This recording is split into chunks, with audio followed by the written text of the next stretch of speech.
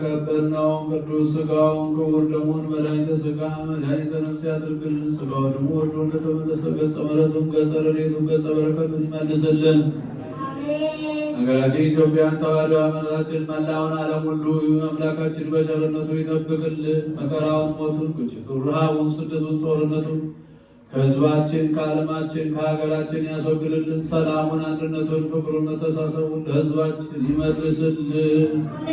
በዚህ ወራት በግፍ የተገደሉት የወገኖቻችን ሁሉ ነፍስ ደጋጎቹና አብርሃም ይስሐቅ ባረፉበት ቦታ ያሳርፍልን። ነፍስ ይማርልን። በዛሬው ዕለት መታሰቢያ የተደረገላቸውን ወልደ ገብርኤልን፣ ወልደ አማኑኤልን፣ ኪዳነ ማርያም፣ ምክረ ሥላሴን፣ ወለተ ኢየሱስን፣ ገብረ ጻድቅን ደጋጎቹና አብርሃም ይስሐቅ ባረፉበት ቦታ ያሳርፍልን። ቤተሰቡን ሁሉ ይጠብቅልን። ይህችን ቤተ ክርስቲያን በገንዘባቸው፣ በጉልበታቸው፣ በእውቀታቸው፣ በጸሎታቸው ሁልጊዜ እያሰቡ የሚያገለግሉትን አገልጋዮቿን፣ ካህናቱን፣ ዲያቆናቱን፣ ምእመናኑን ወንዶችንም ሴቶችንም በሕይወተ ሥጋ በሕይወተ ነፍስ ይጠብቅልን።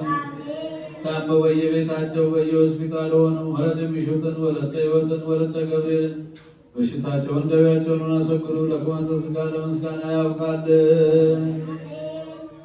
ከሰማዕቱ ከቅዱስ ጊዮርጊስ ረድኤቱን በረከቱን ያሳድርብን።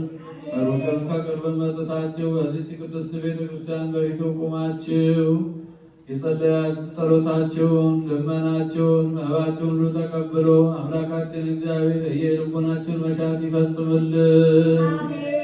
አምላካችን መላውን ዓለም ሁሉ በቸርነቱ ይጠብቅልን።